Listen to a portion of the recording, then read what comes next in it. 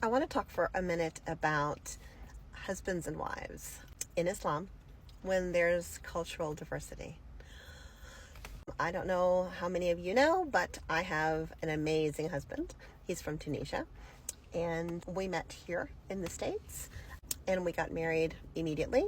And at the time, I was Christian, and we thought I would always be Christian. Like, it wasn't part of the plan that I would become Muslim.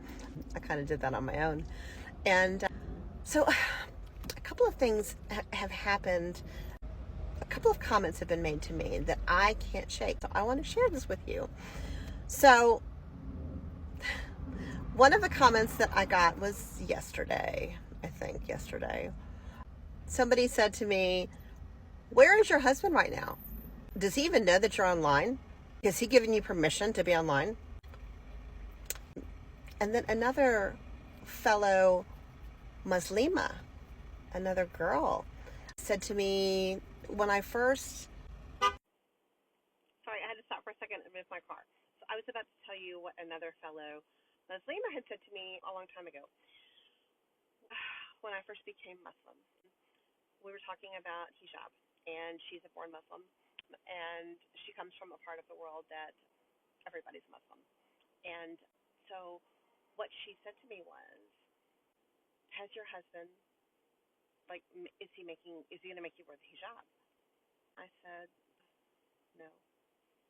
She said, "Well, if you were a born Muslim, he would make you." So I went home and I talked to him about this. And he said the hijab is not about me. I cannot tell you what to do about that because that's between you and Allah. So it is an obligation, but it's your journey. And I want to tell you that my husband is truly amazing. He he never stops melting my heart. He he tells me that I bring color to his world. He he just things he's done just in the last week. This is just in the last week. I was at work. Things have been kind of crazy for me at work, so I haven't been able to focus very well because I'm a caterer and I have a lot of parties coming up, a lot. So I feel like I have a lot of balls in the air at the same time. Anyway, I got a text message from him. It said, "Baby." I wrote, "Love." He said, "Come outside." I thought he was at home, and I think he thought that I usually work remote on Tuesday. If this was Tuesday, I was actually at work. And I wrote back, "I'm at work." He said, "I know." So I was like, "What?" So I looked out the window, and there he was. Um, so I ran out to the car, and he rolled down the window, and he had this huge bouquet of roses and flowers for my desk. It just, I don't know, brought me back to center. It was huge. The second thing that he did was we were filling out some medical paperwork the other day, and they have these huge checklists when you are going to see a new doctor for the first time. So I was asking him all these questions about his health and stuff. And one of the questions was, have you fallen recently?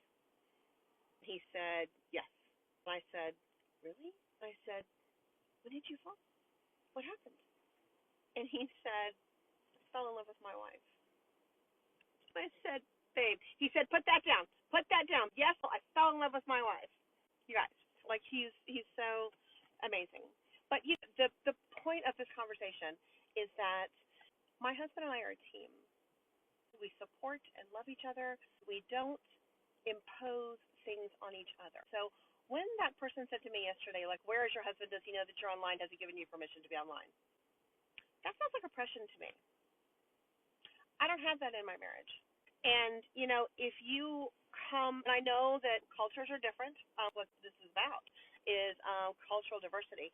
So if you are a Muslim man coming from a country that's different, and you are trying to marry a woman from the West, you need to find a common ground because that's not something that we're used to. It's not something that's in Islam. Like, my husband doesn't tell me what to do.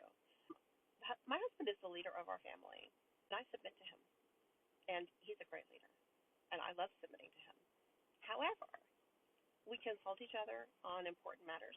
He talks to me, I talk to him. He watches all my videos. He reads the comments. He's not going to let anything bad happen. He's not going to let anybody hurt me. He's not going to let me go astray.